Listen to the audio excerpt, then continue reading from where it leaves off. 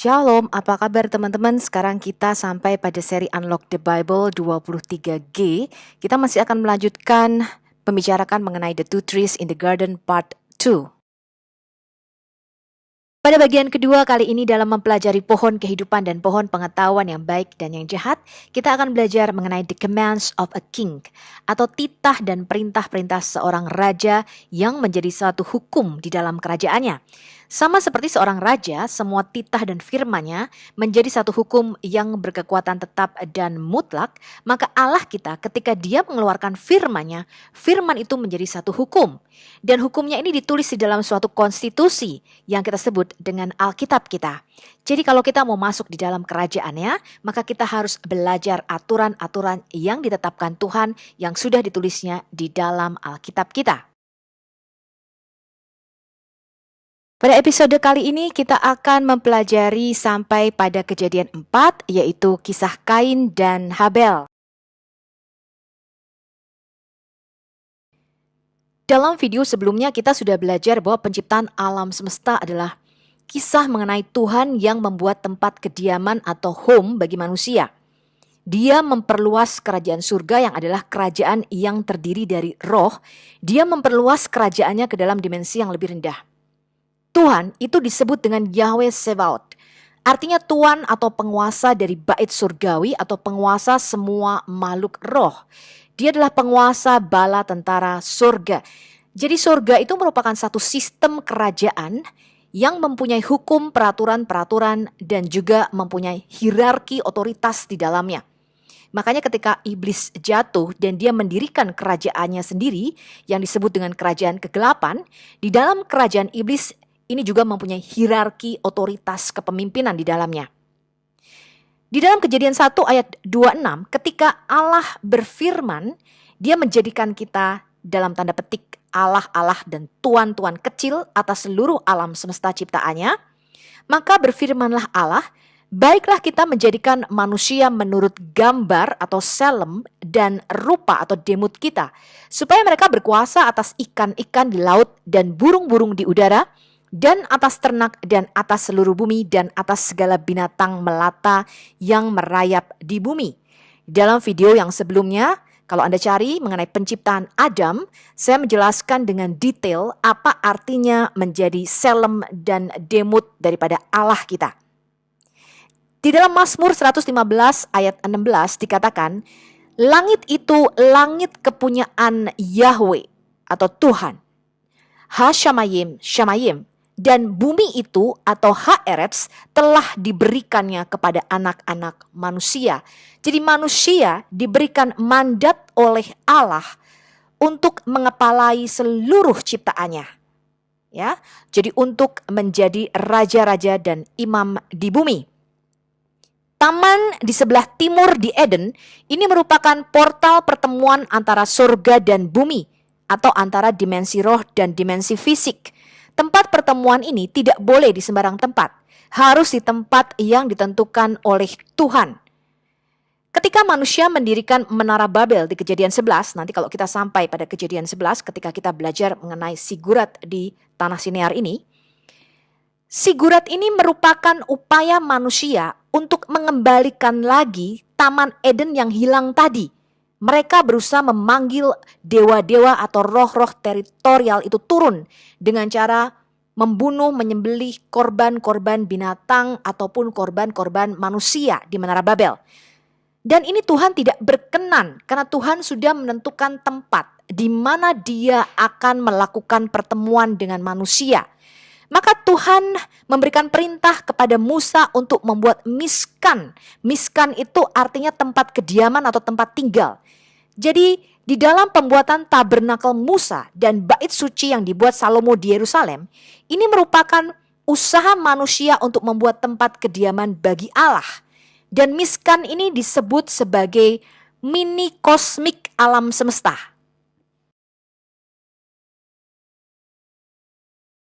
Jadi, jika kita hidup di zaman Alkitab kuno, kemungkinan besar kita hidup di bawah otoritas seorang raja. Dan banyak raja-raja ini menyatakan bahwa mereka adalah dewa, bahkan menyebut diri mereka sebagai gambar Allah. Yang artinya mereka berkuasa untuk menyuruh-nyuruh orang dan memerintahkan mereka untuk membuat apa saja yang mereka mau. Ya, merekalah yang berhak menentukan mana yang baik dan jahat. Raja-raja ini sering membuat patung-patung mereka sendiri yang dalam bahasa Ibrani disebut selem dan diterjemahkan sebagai berhala atau gambar. Tapi bagi bangsa Israel, mereka tidak melihat raja mereka sebagai dewa. Bahkan, mereka tidak pernah diperbolehkan untuk membuat patung atau simbol apapun sebagai gambar Allah. Benar sekali. Dan ini adalah hal yang tidak lumrah dalam budaya dan zaman itu. Hal ini berakar pertama-tama dari kepercayaan bangsa Israel bahwa mereka tidak bisa memperendah hakikat Allah pencipta dengan cara memakai salah satu ciptaannya untuk menggambarkan dia. Tapi ada alasan lain lagi. Manusia tidak boleh membuat gambar Allah karena Allah telah menciptakan citra dirinya sendiri. Kapan dia melakukannya? Mari kita buka halaman pertama dari Alkitab. Pribadi pertama yang kita temui di sana adalah Allah. Dialah satu-satunya yang berotoritas atas seluruh ciptaan. Dia berfirman dan seluruh ciptaan mematuhinya. Dia menentukan apa yang baik dan tidak baik. Dengan kata lain, hanya dialah raja. Namun yang mengejutkan, pada puncak karya penciptaan Allah, dia menciptakan manusia dan menyebut mereka semua sebagai gambar Allah. Jadi, dia memberikan semua manusia kuasa untuk memerintah. Tepat sekali. Itulah yang terus dia katakan. Dia berfirman kepada manusia untuk menaklukkan bumi dan berkuasa atasnya. Dan tugas yang dahulunya milik raja-raja terpandang, di sini di Alkitab menjadi tugas dari setiap manusia. Ini adalah pernyataan revolusioner pada waktu itu karena semua manusia dipanggil untuk memerintah dan berpartisipasi dalam proyek kemanusiaan. Apa maksudnya? Maksud saya, bagaimana kita seharusnya memerintah? Gambaran yang kita dapatkan dalam Kejadian adalah berkebun. Berkebun? Iya, berkebun. Jadi mereka memerintah bumi dengan mengolahnya, dengan memanfaatkan semua potensi baku bumi. Kemudian mengubahnya menjadi sesuatu yang lebih baik dan sesuatu yang baru dari semua potensi itu. Jadi menumbuhkan bahan makanan untuk satu sama lain? Iya, tapi juga termasuk menumbuhkan keluarga yang kemudian menjadi lingkungan warga, kemudian menciptakan komunitas di mana orang-orang akan bekerja dan saling menjaga. Lalu mereka membangun bisnis dan kota-kota yang akan menyebar ke tempat-tempat baru dan seterusnya. Jadi sebenarnya, memerintah adalah kegiatan harian pekerjaan dan kreativitas kita. Iya, kita sedang mengembangkan dunia luar. Inilah tugas ilahi dan suci umat manusia. Ini semua terdengar sangat baik, dan manusia telah merancang banyak hal yang luar biasa. Tapi seringkali juga, kita membuat hal-hal yang menyebabkan terjadinya banyak penderitaan dan ketidakadilan. Jadi mungkin kita tidak seharusnya benar-benar memerintah. Ya, Alkitab berbicara tentang hal ini. Yang terjadi dalam kitab Kejadian adalah Allah memberikan pilihan kepada manusia tentang bagaimana mereka akan memerintah. Apakah mereka akan menggunakan otoritas itu untuk kepentingan orang lain, yang merupakan definisi baik menurut Allah? Atau apakah mereka berniat untuk menolaknya dan menentukan apa yang baik dan jahat menurut pengertian mereka sendiri, serta menggunakan otoritas itu bagi keuntungan mereka sendiri? Dan dalam kisah ini, mereka memilih untuk menentukan apa yang baik dan yang jahat menurut ukuran mereka sendiri. Dan inilah penjelasan Alkitab tentang kondisi manusia. Terkadang kita melakukan hal-hal yang hebat, tapi seringkali meskipun niat kita baik, kita bertindak egois. Sehingga kita menimbulkan kejahatan di dunia. Dan kita terjebak sebagai pemimpin yang biasa-biasa saja, yang mengacaukan banyak hal. Tapi itu bukan akhir dari kisah ini. Alkitab kemudian mengklaim bahwa semua kekacauan ini telah dibereskan ketika Allah turun menjadi manusia dalam diri Yesus. Dia menunjukkan kepada kita bagaimana sejatinya memerintah itu sebagai manusia. Lalu, bagaimana hal itu terlihat? Yesus memerintah dengan melayani dan mencari yang terbaik bagi orang lain, dengan menempatkan dirinya di bawah mereka, dan mengasihi tidak hanya sahabat-sahabatnya, tapi juga musuh-musuhnya. Itu bukan cara yang umum untuk memerintah. Dan tidak hanya itu saja, Yesus berhadapan dengan konsekuensi-konsekuensi dari semua kejahatan dan kematian yang kita ciptakan sebagai akibat dari cara memerintah kita yang kacau balau. Dia menanggungnya. Maksud saya, dia membiarkan semua hal itu membunuhnya. Jadi, ketika para penulis Perjanjian Baru melihat kembali kebangkitan Yesus, mereka melihat masa depan baru yang terbuka bagi seluruh umat manusia. Yesus adalah sebuah cara yang baru untuk menjadi seorang manusia. Ya, itu sebabnya mereka menyebut Yesus sebagai gambar Allah atau manusia baru. Dan bukan hanya itu saja. Mereka juga percaya bahwa kehidupan keilahian dan kekuasaan Yesus sekarang tersedia untuk menyembuhkan dan mengubah kita menjadi kehidupan dan kekuasaan kita. Ini terdengar sangat bagus. Tapi, bagaimana hal itu benar-benar terwujud? Praktisnya, Rasul Paulus berkata bahwa hal itu terlihat seperti orang yang dipenuhi oleh Roh dan hadirat Yesus sendiri. Penuh dengan kasih, sukacita, damai sejahtera, kesabaran, kemurahan, kebaikan, kesetiaan, kelemah lembutan, dan penguasaan diri. Paulus berkata bahwa ini adalah manusia baru yang ingin diciptakan Allah di dalam kita. Sehingga kita menjadi bangsa di mana gambar Allah telah dipulihkan di dalam kita, menjadi bangsa yang akan melaksanakan proyek umat manusia. Dan begitulah kisah Alkitab berakhir. Sebuah dunia yang telah diperbarui di mana Allah duduk di atas tahtanya dan semua hamba-hambanya ada di sekelilingnya. Namun merekalah yang memerintah atas dunia baru ini, membawanya ke wilayah baru yang belum dipetakan, dengan Yesus sebagai penyembuh dan Allah mereka.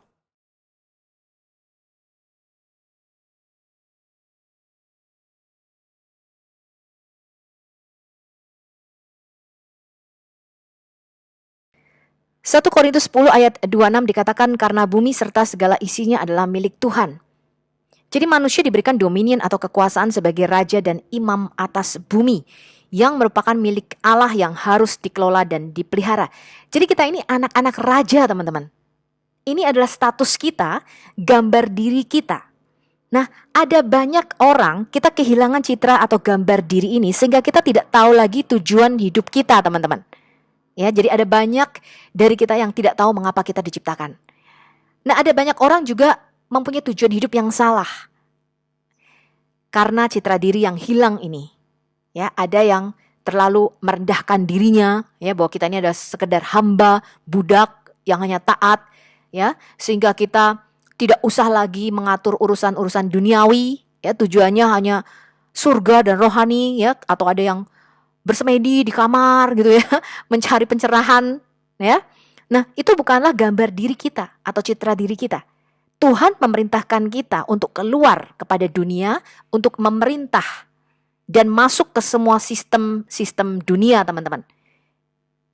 Sehingga kerajaan Allah diperluas di bumi ini. Status ini sangat penting kita sadari sehingga kita manusia itu menjadi dalam tanda petik Allah dan Tuhan bagi semua makhluk ciptaan lainnya. Maka Yesus itu disebut Tuhan atas segala Tuhan atau Raja atas segala Raja. Yesus adalah cahaya kemuliaan Allah dan gambar wujud Allah dan menopang segala yang ada dengan firman-Nya yang penuh kekuasaan. Dan setelah ia selesai mengadakan penyucian dosa, dia duduk di sebelah kanan yang maha besar di tempat yang tinggi. Yesus ini adalah imago Dei atau the exact image of God. Jadi Allah itu ada yang tidak kelihatan yang disebut oleh orang Israel sebagai Allah yang di surga atau Yahweh yang di surga, yaitu Bapa. Dan ada Yahweh yang di bumi yang selalu terlihat, teman-teman. Namanya adalah Sang Firman. Nah, Sang Firman inilah yang nuzul menjadi manusia 2000 tahun yang lalu. Jadi Yesus adalah gambar Allah yang kelihatan yang paling sempurna. Maka Yesus berkata, barang siapa melihat aku, dia telah melihat Bapa. Dan barang siapa melihat aku, ia melihat dia yang telah mengutus aku. Karena Yesus adalah sang anak yang keluar dan lahir dari Bapa. Jadi ketika Adam yang pertama jatuh ke dalam dosa, maka gambaran Selem dan Demut ini menjadi rusak, teman-teman. Kita tidak lagi memiliki otoritas sebagai raja dan imam atas dunia ini karena kepenguasaannya sudah dialihkan ke kerajaan iblis. Adam yang pertama telah rusak gambar dirinya. Maka kita cetakannya, teman-teman, ya, karena kita ini dicetak menurut rupanya Adam. Ya. Nah, karena kita semua ini sudah rusak dan semua manusia telah jatuh ke dalam dosa, meleset daripada tujuan Allah yang semula. Tapi Tuhan masih punya plat aslinya, teman-teman. Dia masih punya cetakan aslinya, gambar yang asli, yang sejati. Siapa itu? Yesus sendiri. Nah, Yesus ini disebut yang sulung. Ya, jadi yang terutama atau originalnya itu Yesus.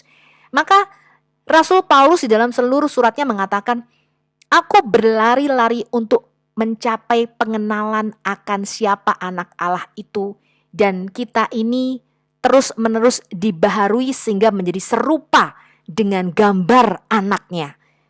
Nah, inilah yang diinginkan oleh Tuhan, supaya kita memerintah bersama-sama dengan Yesus. Maka Yesus ketika dia masih ada di bumi, dia berkata kepada murid-muridnya, jangan heran gitu, ketika aku membangkitkan orang mati, melakukan kesembuhan, berjalan dengan penuh mujizat dan kuasa, Yesus berkata, kalau Roh Kudus ada di dalam kamu, kamu akan melakukan pekerjaan-pekerjaan yang jauh lebih besar daripada aku.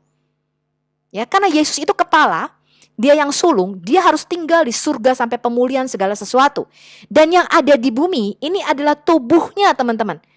Ya, tubuh Kristus. Maka gereja itu disebut sebagai tubuh Yesus yang harus mengambil alih kembali dunia ini masuk ke dalam kerajaan Allah.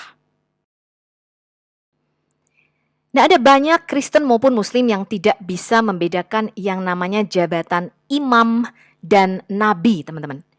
Ini kalau kita lihat, ini adalah gambar mengenai imam besar Harun yang kita sebut dengan Gadol Kohen, diurapi oleh Musa dan ditasbiskan menjadi imam besar. Ya, dia memakai baju efod di situ. Nanti ketika kita mempelajari kitab Keluaran, kita akan belajar khusus mengenai seluruh bait suci dan baju efod, apa artinya. Apa itu imam, teman-teman? Imam ini adalah orang yang diurapi oleh Tuhan yang bertindak mewakili umat untuk kepentingan umat di hadapan Allah. Ya, jadi umat itu ada di belakangnya, dia bertindak atas nama umat, ya, mewakili semua kepentingan umat menghadap kepada Allah. Ya, on the behalf of the people. Jadi dia mewakili seluruh umat. Makanya ketika imam besar Harun misalnya jatuh ke dalam dosa, ini dosanya bukan cuma dia, teman-teman, tapi dosa seluruh bangsa Israel. Karena Tuhan melihat imam Harun bukan sebagai seorang personal atau individu, melainkan mewakili semua umat. Maka Yesus itu sebagai imam besar kita.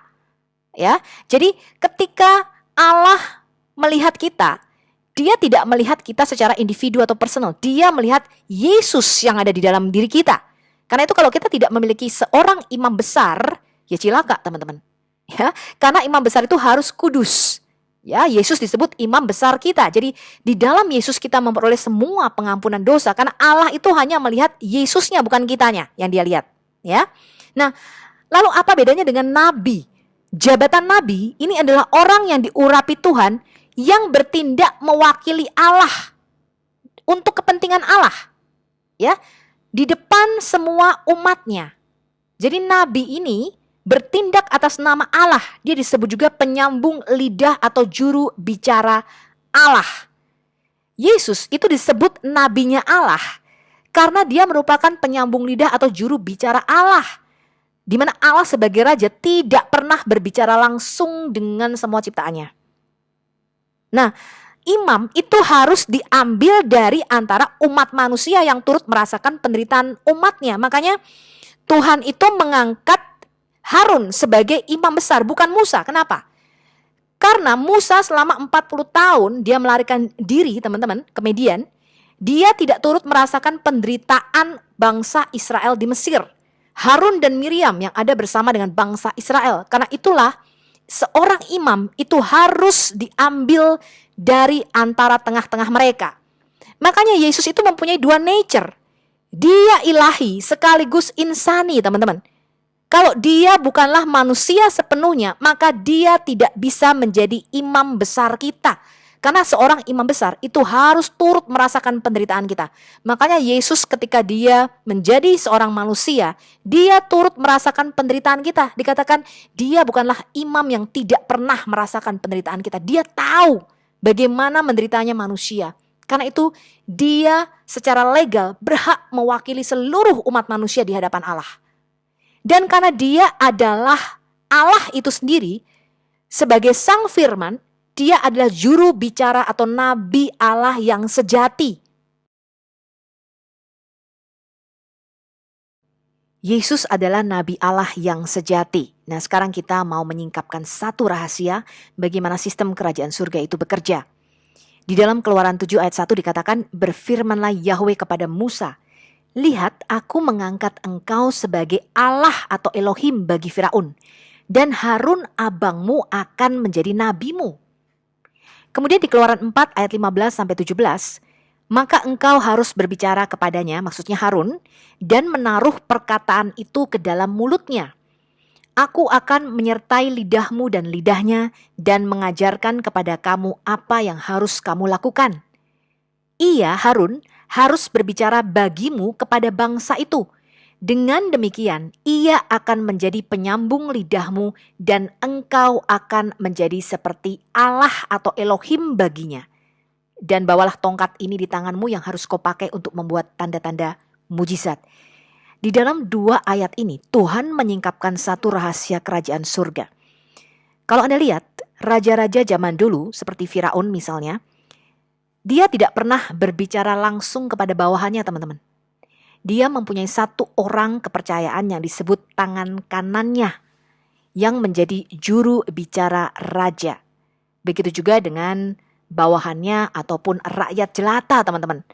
Ya, mereka tidak bisa berbicara langsung kepada sang raja atau Firaun. Nanti juru bicara ini yang akan menerjemahkan, kemudian yang akan berbicara atas nama rakyat itu kepada Firaun.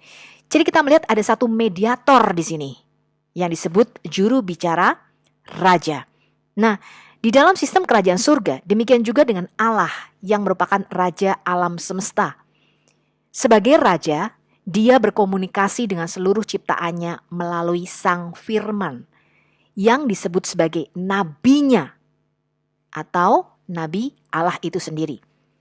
Nah, Yesus ini beda dengan nabi-nabi biasa ya, seperti Nabi Elia atau Nabi Musa. Sebab Yesus ini sebagai seorang nabi, dia keluar dan datang dari Allah itu sendiri. Di mana Yesus ini merupakan sang anak yang keluar dari Bapa. Jadi yang dilihat oleh para nabi di perjanjian lama, yang duduk makan bersama Abraham, yang bergulat dengan Yakub, ini adalah Yesus, teman-teman, prainkarnasinya, ya, yang disebut sebagai Dafar Yahweh atau Memra Yahweh, ya, Memra Elohim atau firman Allah. Nah, firman Allah itu bukan sekedar kata-kata, tapi seorang pribadi yang bisa nampak mewujudkan dirinya dalam rupa apapun yang dia mau. Jadi teman-teman Kristen jangan bingung ya, karena ada beberapa yang bingung mengatakan Bapa itu tidak pernah terlihat, suaranya pun tidak pernah kita dengar. Lalu dia bertanya, kemudian yang di perjanjian lama itu siapa? Ya, nah Alkitab tidak pernah tidak konsisten, teman-teman. Ya, nanti kita akan belajar mengenai the two powers in heaven. Jadi di dalam teologi Yahudi, ada Yahweh yang tidak terlihat yang disebut dengan Bapa yang ada di surga. Dan ada Yahweh yang terlihat yang kita sebut dengan Sang Firman. Makanya di dalam Targum Yonatan, semua kalimat yang menyatakan Yahweh itu berjalan bersama dengan Adam, kemudian Yahweh duduk makan bersama Abraham, ya, menemui Abraham, bergulat dengan Yakub, ya. Semuanya disebut Sang Firman. Jadi Sang Firman itu bukan sekedar kata-kata, tapi perwujudan Allah yang bisa menyatakan dirinya dalam berbagai rupa. Ya, ini adalah hakikat Allah, sama seperti hakikat kita manusia, teman-teman. Ada tubuh, jiwa, dan roh. Roh kita tidak terlihat, tapi tubuh kita terlihat. Ini berbeda dan bisa dibedakan. Ya, tetapi bukan dua entitas yang berbeda, tetap satu. Nah, sekarang kita lihat bagaimana Tuhan mengangkat kita menjadi Allah atas seluruh ciptaannya. Di Mazmur 8 dikatakan manusia hina sebagai makhluk mulia. Untuk pemimpin biduan menurut lagu Gitit, Mazmur Daud. Ya Tuhan, Tuhan kami, betapa mulianya namamu di seluruh bumi. Keagunganmu yang mengatasi langit dinyanyikan. Dari mulut bayi-bayi dan anak-anak yang menyusu telah kau letakkan dasar kekuatan karena lawanmu untuk membungkamkan musuh dan penendam. Jika aku melihat langitmu, buatan jarimu, bulan dan bintang-bintang yang kau tempatkan, apakah manusia sehingga engkau mengingatnya? Apakah anak manusia sehingga engkau mengindahkannya? Namun engkau telah membuatnya hampir sama seperti Allah atau Elohim. Di dalam terjemahan lainnya dikatakan sedikit lebih rendah daripada malaikat. Ya, karena malaikat ini disebut juga dengan Allah atau Elohim. Dan telah memahkotainya dengan kemuliaan dan hormat.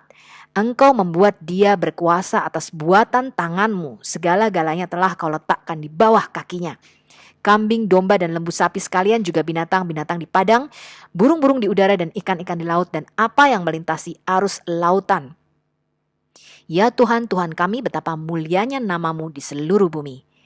Nah, Adam ini diberikan sebuah kingdom dan status menjadi imam dan raja. Nah, inilah yang dipulihkan oleh Yesus ketika Adam yang pertama sudah kehilangan status ini. Nah, sekarang kita mau baca Matius 4 ayat 1 sampai 11. LAI memberikan judul pencobaan Yesus di padang gurun. Kalau saya tidak akan memberikan judul pencobaan Yesus karena Muslim bertanya, Tuhan kok dicobai katanya. Ya, nggak masuk akal, masa Tuhan dicobai sama iblis. Nah, sebab Muslim itu kehilangan yang namanya kitab perjanjian lama, ya kitab Taurat, Mazmur, dan kitab para nabi. Makanya ada dalam keoonan yang abadi. Ya, jadi saya selalu mengatakan selama kamu tidak menerima kitab Taurat dan kitab para nabi, maka kamu berada di dalam kebutaan dan kebodohan rohani yang permanen. Ya, oonnya permanen, teman-teman. Ya, nah orang Kristen nggak boleh oon permanen, teman-teman. Anak Tuhan itu harus tahu karena Alkitab itu konsisten.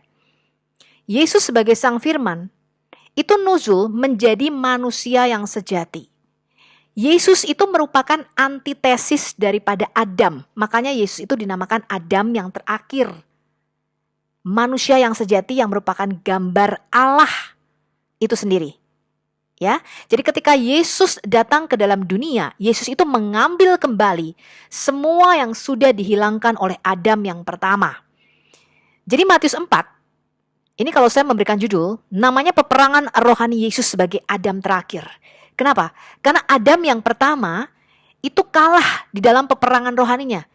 Jadi kalau Anda membaca kitab Kejadian, ya, pencobaan Adam dan Hawa oleh iblis, ya, oleh ular, sang ular itu, Nakash, itu Anda tidak hanya membacanya sebagai sebuah cerita.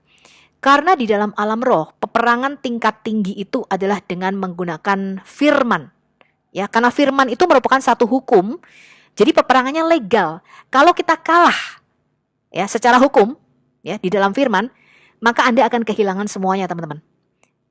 Nah, jangan main-main. Firman itu disebut dengan pedang roh. Jadi kalau kita melakukan peperangan melawan iblis itu nggak pakai semacam golok, pedang, samurai, panah gitu ya teman-teman ya.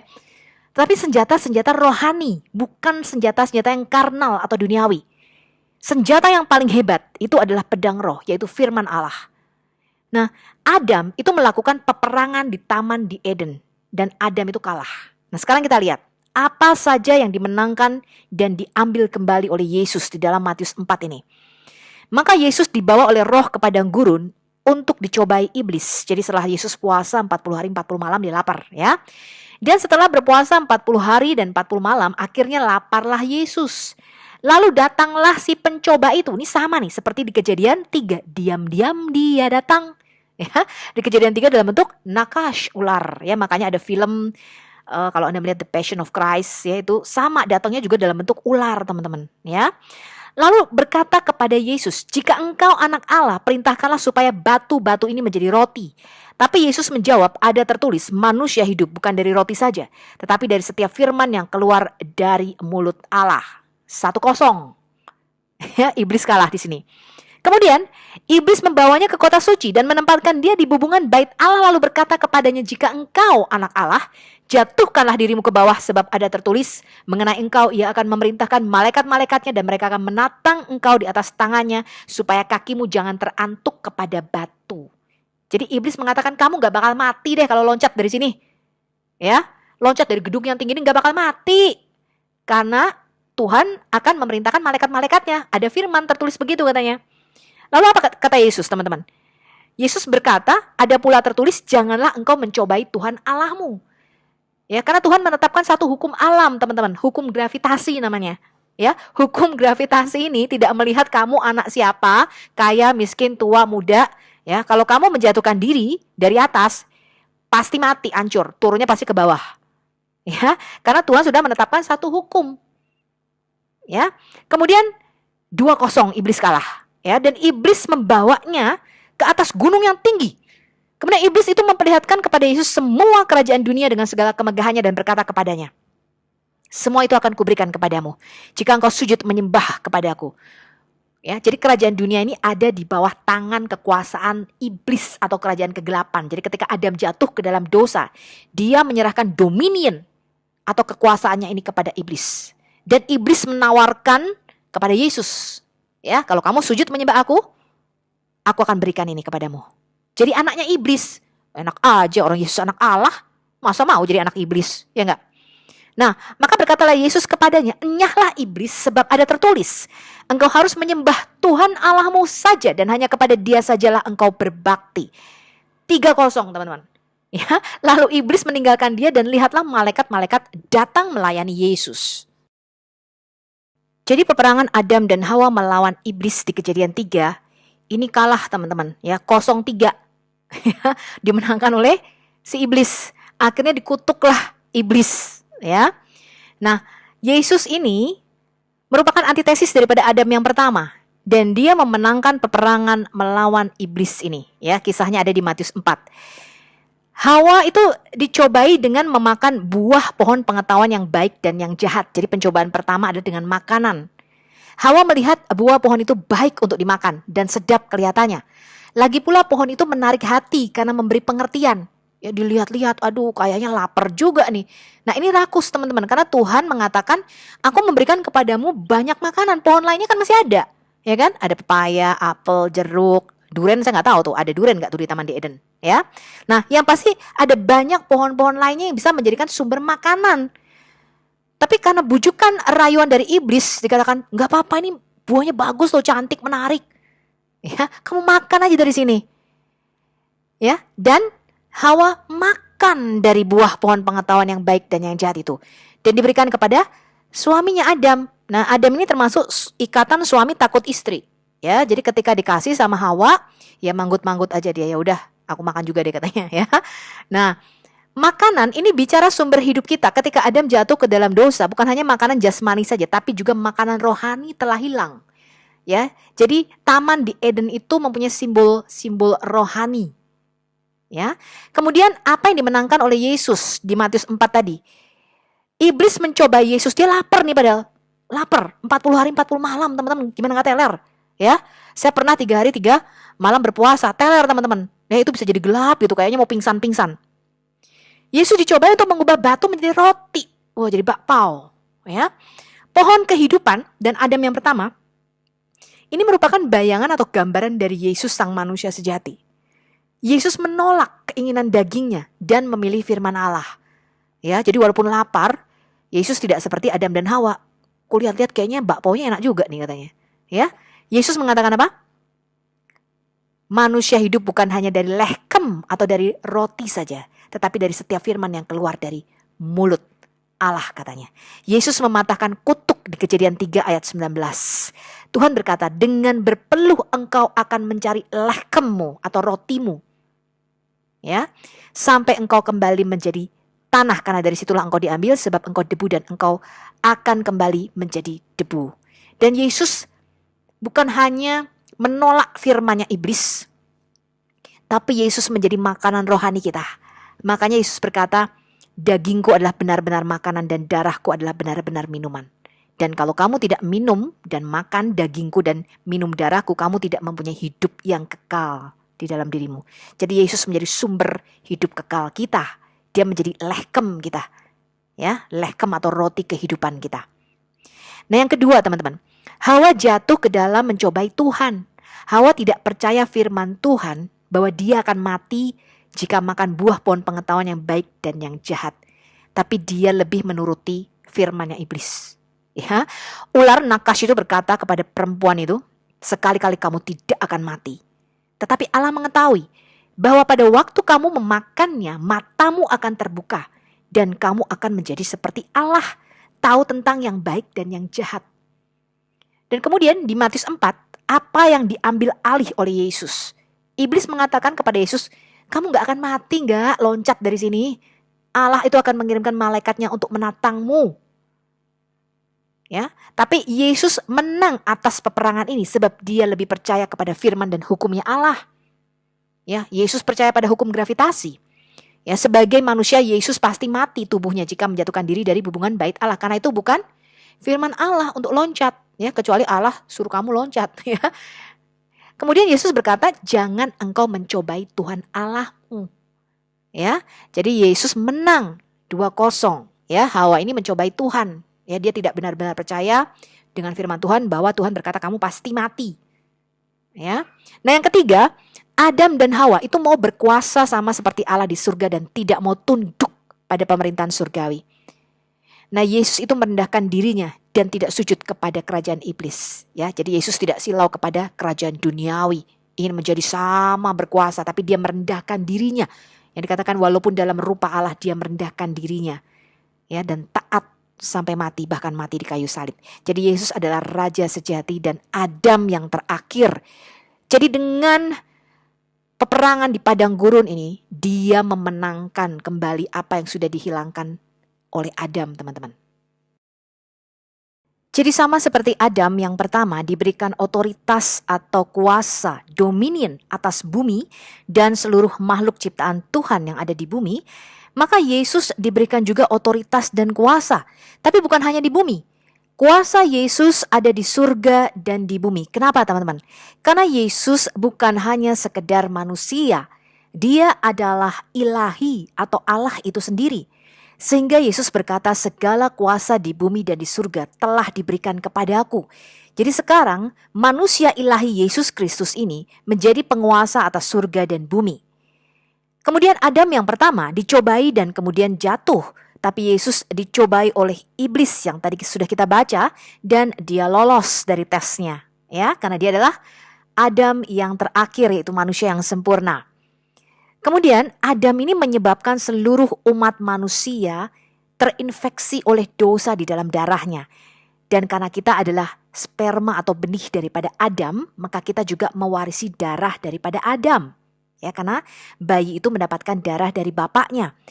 Maka kita juga sudah terinfeksi oleh dosa. Jadi ini berbeda konsep dengan Islam. Ya, kalau Islam mengatakan bayi lahir putih bersih, Alkitab tidak mengatakan demikian. Ketika kita lahir, teman-teman, kita itu tidak seperti kertas yang kosong. Melainkan kita membawa benih-benih dosa yang suatu saat kita bisa melakukannya karena kita sudah jatuh di dalam lingkungan yang dikutuk oleh Tuhan. Dan dunia ini sudah ada di dalam tangan penguasa dunia yang disebut kerajaan iblis. Ya.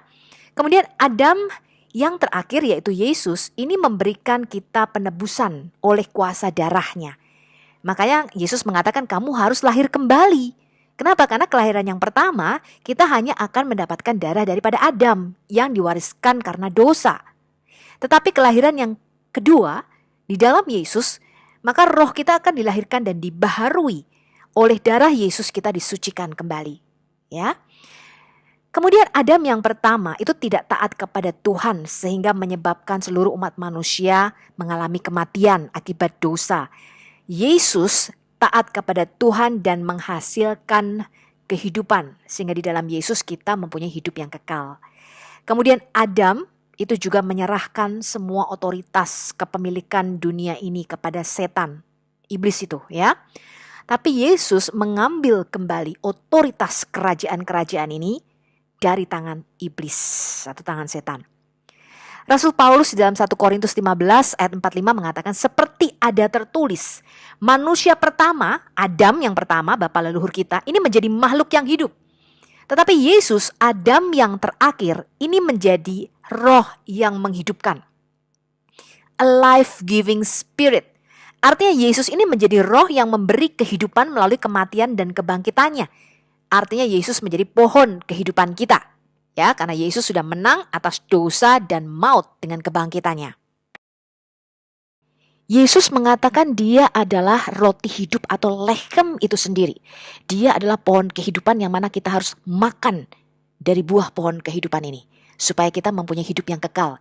Makanya Yesus mengatakan kalau kamu tidak makan dagingku dan minum darahku, kamu tidak mempunyai hidup kekal di dalam dirimu. Ya, kita lihat di Yohanes 6 ayat 51, Yesus mengatakan, akulah lechem atau roti hidup yang telah turun dari sorga. Jikalau seorang makan dari roti ini, ia akan hidup selama-lamanya.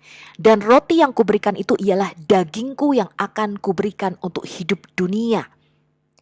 Jadi seluruh kisah, nama tokoh ya dan detail di dalam perjanjian lama itu merupakan tipologi, gambaran daripada Mesias. Ya, makanya di Lukas 24 Yesus mengatakan Musa dan para nabi menulis tentang aku. Di mana? Di kitab Taurat, kitab Mazmur, dan kitab nabi-nabi. Jadi dalam setiap lembar di Perjanjian Lama itu ada Yesus di situ. Ya, embedded itu artinya apa? Dimeteraikan atau tersembunyi di dalam cerita-cerita dan kisah-kisah di dalam Perjanjian Lama. Jadi Perjanjian Lama ini merupakan harta karun rohani kita. Ya, harta karun kita itu bukan di Perjanjian Baru, teman-teman, tapi di Perjanjian Lama. Perjanjian Baru itu Yesus kuncinya. Ya, jadi Yesus mengatakan dialah kunci untuk membuka harta karun ini. Makanya Yesus mengatakan, aku memberikan kepadamu kunci-kunci kerajaan surga. Untuk apa, teman-teman? Untuk buka harta karunnya ini loh. Harta karunnya ini ada di Perjanjian Lama, tapi kuncinya dipegang Yesus. Ya, jadi kalau Anda membaca Alkitab Perjanjian Lama tanpa Yesus, Anda tidak akan tahu artinya. Tapi Anda pegang kuncinya, ya, Anda nggak tahu kamarnya yang mana nih, gudangnya mana nih, gudang simpanan harta karunnya, ya percuma, kunci itu cuma Anda pegang aja. Nah, makanya kalau kita orang Kristen dan anak-anak Tuhan pegang kunci, ini udah dikasih kunci sama Yesus nih, ya. Tapi kita tetap hidup di dalam sistem dunia yang sama, ya, terjerat hutang, ya, terlibat berbagai macam dosa, ya, masih hidup dengan cara-cara manusia lama, ya, kemudian apa lagi? Secara finansial keuangan tidak beres, ya, terkenal penipu, ya. Tuh ada anak Tuhan katanya anak Kristen menipu apalah penipuan online, arisan online atau apalah segala macam, ya. Kita terlibat hutang kartu kredit yang begitu banyak, ya. Secara keuangan kita nggak beres, teman-teman. Ya, kemudian kita ini pembohong misalnya, ya. Sekalipun kita percaya Yesus, kita udah pegang ini kuncinya. Tapi kamu nggak bisa ngapa-ngapain, teman-teman. Kamu tidak berdaya, ya. Kamu tidak bisa menang atas kesulitan di dalam hidupmu karena kamu tidak tahu kunci cara bukanya itu, kamu nggak tahu. Makanya serial Alkitab kita, pembelajaran Bible kita di dalam Al-Hayat Indonesia namanya Unlock the Bible. Jadi saya memberikan Anda kunci untuk Anda bisa membuka Bible, untuk Anda bisa mengambil harta karun rohani ini. Ya, anak Tuhan harus bebas hutang. Ya, anak Tuhan harus menang atas peristiwa-peristiwa di dalam hidup ini. Harus mengalami firman Tuhan itu nyata di dalam hidup kita. Ya. Nah, makanya di Lukas 24 para muridnya ini ketika dalam perjalanan ke Emmaus, ketika Yesus sudah bangkit, Yesus ada di tengah-tengah mereka, tapi mereka nggak kenal Yesus. Ya, jadi Yesus sudah ngomong-ngomong jalan, mereka nggak tahu kalau itu tuh Yesus gitu. Tetapi mereka mengenali Yesus ketika Yesus memecahkan rotinya. Kenapa? Ketika Yesus duduk makan, kemudian dia memecahkan roti itu, dia mengucap syukur dan memecahkan roti itu. Lalu murid Yesus ini mengenali, oh itu Yesus katanya. Kenapa? Mereka melihat lubang paku di kedua tangan Yesus. Kemudian Yesus menghilang. Jadi di dalam pemecahan roti itu, kita baru mengenal Yesus. Ya, makanya dikatakan lalu Yesus membuka mata hati mereka sehingga mereka mengerti kitab suci. Jadi kalau Yesus tidak membuka mata hati kita, teman-teman, kita baca kayak orang Muslim, nggak ngerti kamu. Diputer balik, ya. Oh, Muhammad ada di Yesaya 42, Muhammad ada di Yesaya 29. Kenapa? Karena Yesus nggak membuka mata hati mereka, sehingga mereka buta akan kitab suci. Ya, dikatakan mereka adalah umat yang umi. Umi itu artinya tertutup, shield. Ya, bukan buta tidak bisa melihat. Ya, tapi mereka tidak bisa melihat kekayaan rohani ini. Mereka tidak bisa melihat Yesus. Ya, yang mereka melihat Muhammad. Ya, nah padahal Muhammad tidak ada sama sekali di dalam Alkitab kita. Mereka nggak bisa lihat Yesus, teman-teman. Kenapa? Karena mata hatinya ditutup. Makanya Yesus mengatakan kamu menyelidiki kitab-kitab suci, tapi sekalipun kitab-kitab suci itu menulis tentang aku, kamu tidak mau datang kepadaku untuk memperoleh hidup itu. Nah, pada video kali ini teman-teman, kita mau membuka roti ini, memecah-mecahkan roti ini, yaitu firman Allah. Ya, kita mau memecahkan firman Allah ini, membuka Alkitab lapis demi lapis, supaya kita bisa mengerti, mengenal siapa Yesus itu. Di Amos 8 ayat 11 mengatakan demikian, sesungguhnya waktu akan datang, demikianlah firman Tuhan Allah, bahwa aku akan mengirimkan kelaparan ke negeri ini, bukan kelaparan akan makanan atau lechem, ya, atau roti, dan bukan kehausan akan air secara jasmani, melainkan lapar dan haus untuk mendengarkan firman Tuhan. Nah, kita berdoa teman-teman, ya, Indonesia akan dilanda kelaparan dan kehausan akan firman Tuhan ini. Sehingga mereka akan mencarinya. Bukan dengan berdebat ke sana kemari. Gak guna. Ya. Tapi ketika kita menyampaikan firman Tuhan, firman itu punya kuasa untuk merubah hidup kita. Jadi jika kita tidak dilahirkan kembali di dalam air dan roh, kata Tuhan Yesus, maka kita tidak dapat masuk ke dalam kerajaan Allah. Karena manusia lama kita ini sudah merupakan gambar diri yang rusak. Sehingga kita ini harus diciptakan lagi atau dilahirkan kembali menjadi manusia baru yang sesuai dengan gambar diri Allah, teman-teman. Kita lihat Kejadian 5 ayat 1 dikatakan inilah daftar keturunan Adam pada waktu manusia itu diciptakan oleh Allah. Dibuatnyalah Adam, dia menurut rupa Allah. Tetapi 2 ayat berikutnya kita lihat Kejadian 5 ayat 3. Setelah Adam hidup 130 tahun, dia memperanakkan seorang laki-laki menurut rupa dan gambarnya. Lalu memberi nama Set kepadanya. Jadi kita ini diperanakkan bukan lagi menurut gambar Allah, tetapi menurut citra atau gambar Adam yang sudah rusak dan jatuh di dalam dosa. Jadi ada yang mengatakan, untuk apa ya Tuhan menanam pohon pengetahuan yang baik dan yang jahat? Ada yang mengatakan, oh itu adalah pohon yang ditanam oleh setan katanya. Enggak ya teman-teman ya, karena Alkitab dengan jelas menyatakan kedua pohon ini, baik pohon kehidupan dan pohon pengetahuan tentang yang baik dan yang jahat, ditanam oleh Tuhan. Ya, jadi Tuhanlah yang menanam dan memberikan kedua pohon ini supaya manusia bisa memilih. Ya, nah pohon pengetahuan yang baik dan yang jahat ini merupakan simbol daripada hukum Taurat. Dan pohon kehidupan ini merupakan simbol daripada hukum roh kehidupan. Kalau pada video sebelumnya kita belajar mengenai sistem kerajaan surga dari kitab Ester, teman-teman. Kisah mengenai Raja Ahasiweros dan Ratu Ester. Ya, Raja Ahasiweros ini adalah Raja Xerxes I, anaknya Raja Kores Agung. Ya, nah sekarang kita mau belajar dari kitab Daniel. Jadi saya sarankan Anda baca yang ada tambahan pada kitab Ester dan ada tambahan pada kitab Daniel. Itu seru banget ya teman-teman. Saya sarankan Anda baca Alkitab yang dipegang oleh Gereja Katolik yang lengkap ya, ada tambahannya. Nah, di dalam tambahan kitab Daniel ini ada satu cerita yang tidak ada di dalam kitab LAI kita, teman-teman. Kisah mengenai Daniel dan Susana, bagaimana Daniel menyelamatkan Susana dari tuduhan dia berzina. Ya, Anda baca di situ betapa luar biasanya roh yang ada di dalam diri Nabi Daniel ini. Kemudian ada kisah yang menarik, yaitu kisah mengenai Daniel, Bel, dan naga. Wow, seru banget ya. Jadi dikisahkan, saya kasih cerita sedikit bocorannya, nanti Anda bisa baca sendiri ya.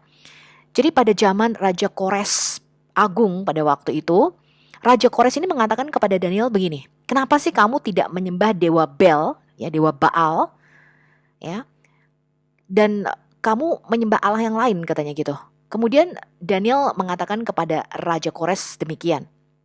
Karena hamba tidak menyembah berhala, tetapi menyembah Allah yang hidup katanya. Kemudian Raja Kores berkata, jadi Bel itu tidak kamu anggap Allah yang hidup katanya. Tidakkah kau lihat betapa banyaknya yang dia makan dan minum setiap hari? Jadi mereka itu mempersembahkan makanan minuman yang banyak di depan patung dewa Bel ini. Ya, dan makanannya selalu habis teman-teman. Ya, nah kemudian Raja Kores mengatakan loh dia tuh tiap hari makannya banyak banget gitu loh, habis terus gitu. Kemudian Daniel tertawa dan mengatakan kepada Raja Kores begini, jangan salah sangka tuanku katanya ya. Bagaimana mungkin patung yang di dalamnya tanah liat dilapisi perunggu bisa makan? Ya kemudian Raja mengatakan oke, kita tes katanya. Ya, dia memanggil imam-imam Bel atau imam-imam dewa Baal pada waktu itu. Dan dia mengatakan, apakah benar ini? Baal ini makan tiap hari. Ya, kemudian imam-imam itu mengatakan, benar tuanku, habis terus itu makanannya katanya. Oke, kita tes ya. Kemudian dikasih makanan yang banyak dan minuman di depan patung dewa Bel itu. Ya, kemudian Raja menyuruh dikunci semua pintunya, tidak ada yang boleh keluar dan masuk melalui pintu itu. Ya, tetapi Daniel cerdas teman-teman. Diam-diam ya, tanpa sepengetahuan siapapun, dia menaburkan abu di seluruh lantai kuil dewa Bel itu. Ya, jadi lantainya ditaburi abu sama Nabi Daniel. Nah, kemudian keesokan harinya raja mau lihat nih. Dia mengatakan, Daniel, coba tuh lihat pintunya masih termeterai nggak? Masih tertutup nggak? Kemudian Daniel mengatakan, iya tuanku, pintunya masih tersegel, termeterai. Oke, ketika dibuka, makanannya nggak ada, teman-teman, habis. Ya, kemudian raja mengatakan, tuh lihat tuh, Dewa Bel makannya begitu banyak, habis nih makanannya katanya.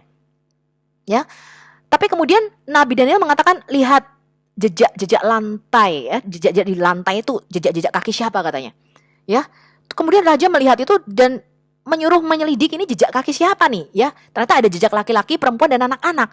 Jadi mereka itu mempunyai ruangan rahasia, terowongan, ya, yang langsung ada di bawah patung Dewa Bel itu. Nah, akhirnya ketika imam-imam Dewa Bel ini disuruh menghadap raja, mereka ngaku, iya tuanku raja, katanya, kami punya terowongan rahasia, dan sebenarnya yang makan itu adalah para imam, istri, dan anak-anak mereka, teman-teman. Akhirnya dibantai habis, ya, para imam Dewa Bel ini dibunuh sama raja karena berbohong, ya. Nah, kemudian kisah selanjutnya adalah mengenai patung naga yang besar yang disembah pada waktu itu katanya. Nah, kemudian raja mengatakan, nah kalau naga ini nggak mungkin dong, bukan Allah, dia bilang gitu kan.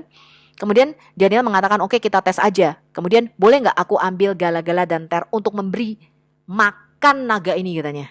Iya, oke, silahkan katanya. Terus Nabi Daniel membuat semacam apa ya, bom atom pada waktu itu gitu ya. Maksudnya dari gala-gala, ter, segala macam yang bisa meledak pada waktu itu, dia bikin dicampur jadi satu, kemudian dimasukkan ke mulut naga ini. Ya, ketika dimasukkan ke mulut naga ini, pecah patungnya, teman-teman. Ya, pecah patungnya, kemudian orang-orang Babilonia tuh marah, teman-teman. Mereka dendam kepada Daniel. Mereka mencoba mencari cara bagaimana menjerat Daniel. Jadi mereka mengatakan, waduh, raja sudah masuk agama Yahudi nih katanya. Ya, imam-imam Bel sudah dibunuh, naga kami sudah dipecahkan katanya. Tetapi ketika mereka mau menjebak Daniel, mereka tidak mendapati sesuatu apapun yang bisa dituduhkan kepada Nabi Daniel. Ya, Daniel adalah pembesar kerajaan pada waktu itu, ya. Korupsi enggak, ya, main cewek enggak, ya. Pokoknya hidupnya saleh banget. Akhirnya mereka mikir-mikir apa nih yang bisa dijadikan untuk menjebak Nabi Daniel. Oh iya, di dalam ibadahnya. Akhirnya mereka mengajukan kepada Raja Darius pada waktu itu, ya, sudah pada zamannya Raja Darius. Mereka mengatakan demikian nih. Raja, buatlah suatu undang-undang menurut aturan Persia dan Media yang tidak dapat dibatalkan. Bahwa dalam 30 hari ini tidak seorang pun boleh berdoa kepada Allahnya, melainkan hanya mengajukan permintaan kepada raja saja. Bagi siapa yang mengajukan permohonan dan doa kepada Allah lain, ya, atau tuan lain selain tuanku raja, maka dia harus dimasukkan ke lubang singa atau ke gua singa katanya. Baik, katanya Raja Darius, oke katanya, ya. Jadi raja-raja pada zaman dahulu memang menganggap dirinya adalah divine atau ilahi, ya. Mereka menganggap dirinya adalah Allah itu sendiri. Nah, Raja Darius menyetujui hal ini. Kemudian dibuatlah satu undang-undang yang tidak dapat dibatalkan. Nah, kemudian kita lihat nih kisahnya di Daniel 6. Ya, saya bacakan. Lalu orang-orang itu bergegas-gegas masuk dan mendapati Daniel sedang berdoa dan bermohon kepada Allahnya. Jadi Daniel nggak mengikuti perintah ini. Ya, dia tetap sehari 3 kali berdoa menghadap Yerusalem pada waktu itu. Nah, kemudian orang-orang ini menangkap basah Nabi Daniel sedang berdoa, senang mereka. Lalu mereka menghadap raja dan menanyakan, loh, bukankah tuanku mengeluarkan suatu undang-undang, suatu larangan, supaya setiap orang dalam 30 hari ini harus menyampaikan permohonan kepada raja saja. Dan kalau menyampaikan permohonan kepada salah satu dewa atau manusia, kecuali tuanku ya raja, akan dilemparkan ke gua singa. Jawab raja, betul katanya. Perkara ini telah pasti menurut undang-undang orang Media dan Persia yang tidak dapat dicabut kembali. Lalu kata mereka kepada raja, tapi Daniel katanya salah seorang buangan dari Yehuda tidak mengindahkan tuanku ya raja, dan tidak mengindahkan larangan yang tuanku keluarkan. Tapi 3 kali sehari dia mengucapkan doanya. Nah, setelah raja mendengar hal itu, maka sangat sedihlah dia karena dia menyayangi Daniel. Ya, jadi dia tahu ini menjebak Daniel nih katanya. Dia mencari jalan untuk melepaskan Daniel. Ya, sampai matahari tenggelam, ia masih berusaha untuk menolong Daniel. Tetapi bergegas-gegaslah orang itu menghadap raja serta berkata kepadanya, ketahuilah ya raja, bahwa menurut undang-undang orang Media dan Persia, tidak ada larangan atau penetapan hukum yang dikeluarkan oleh raja itu yang dapat diubah. Yaitu jika hukum itu apa? Dicap oleh cincin meterai raja, apalagi disegel 7 seperti yang Anda lihat di situ, ya, di bula. Jadi hukum Taurat ketika dia diberikan itu ditulis di batu, teman-teman. Hanya 10 hukum yang ditulis di batu. Kenapa ditulis di batu? Karena Tuhan mau mengatakan bahwa hukum Taurat ini kekal. Ya, beda dengan tulis di kertas, ya, tulis di perkamen, ya, itu bisa rusak, bisa dihapus, ya. Tapi kalau ditulis di batu, artinya hukum ini tidak bisa diubah, ya, tidak bisa dihapuskan, kekal hukumnya. Dan di dalam kerajaan surga itu mempunyai satu konstitusi atau undang-undang dasar yang kita sebut dengan Asret Hadibrot atau Dekalog, yaitu 10 perintah Tuhan yang ada di Keluaran 20 dan Ulangan 5. Ini adalah 10 perintah yang berisi prinsip etik, ya, bagaimana kita masuk sebagai warga negara kerajaan surga. Jadi kalau Anda mau menjadi warga negara suatu negara tertentu, teman-teman, ya, Anda harus ikuti aturan negara tersebut. Nah, ini adalah undang-undang dan konstitusi negara kerajaan surga. Ya, jadi kalau Anda mau masuk kerajaan surga, Anda harus ikuti aturannya. Nah, 10 perintah ini satu-satunya ditulis di atas loh batu.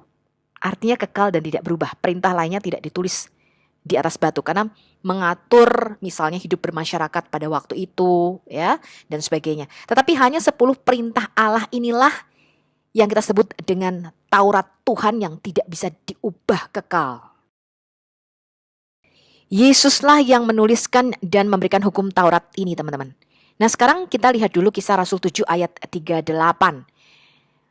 Dikatakan Musa inilah yang menjadi pengantara dalam sidang jemaah di padang gurun di antara malaikat yang berfirman kepadanya di Gunung Sinai dan nenek moyang kita. Dan dialah yang menerima firman-firman yang hidup untuk menyampaikannya kepada kamu. Ya, jadi Musa ini seorang mediator, artinya dia berdiri di antara Allah dan manusia. Ya, di tengah-tengah dia berdiri standing in the gap. Ya. Kemudian dikatakan Malak, seorang utusan itu berfirman memberikan 10 hukum Taurat ini kepada Musa. Tapi kalau kita baca di Keluaran 3, teman-teman, ya, dikatakan siapa Malak ini? Di dalam perjanjian lama, Malak Yahweh ini adalah Yesus sendiri, sang firman itu. Ya, dia diberi sifat ilahi dan disebut Tuhan. Ini ada di Yosua 5 ayat 13 sampai 15, Hakim-Hakim 13 17 sampai 20 dan Sakaria 3 ayat 1 sampai 2. Jadi Malak itu yang disebut dengan utusan Yahweh itu juga disebut sebagai Yahweh itu sendiri. Ya. Nah, malaikat ini muncul kepada Musa di semak yang terbakar. Ini dikisahkan di Keluaran 3 ayat 2 sampai 6 dan di Gunung Sinai. Ya, ini juga dikonfirmasi oleh kesaksian Stefanus di Kisah Rasul 7 ayat 38. Jadi Yesus sendirilah yang memberikan kepada bangsa Israel 10 perintah dan hukum-hukum yang ditemukan di dalam kitab Taurat, ya, atau kitab Pentatuk, 5 kitab pertama dari Alkitab kita. Dari mana kita tahu bahwa Yesus menulis hukum Taurat Musa, teman-teman? Sekarang kita lihat dulu, di perjanjian lama Tuhan itu menulis 10 hukum Taurat 2 kali. Yang pertama, itu batunya dihancurkan oleh Musa. Ya, jadi ketika Musa turun dari Gunung Sinai, kemudian Musa melihat orang Israel itu membuat anak lembu emas, ya, mereka menari-nari dan bernyanyi-nyanyi gitu ya, menyembah Dewi Hathor pada waktu itu. Musa emosi, teman-teman. Kemudian batunya ini dipecahkan oleh Musa di kaki gunung. Kemudian Tuhan menyuruh Musa membuat 2 loh batu yang baru, ya, dipahat 2 loh batunya, kemudian kembali Tuhan menulis 10 perintah Allah ini dengan jarinya. Ya, sekarang kita lihat di Keluaran 31 ayat 18. Dan Yahweh Tuhan memberikan kepada Musa setelah ia selesai berbicara dengan Musa di Gunung Sinai kedua loh hukum Allah, loh batu yang ditulisi oleh jari Allah. Ya.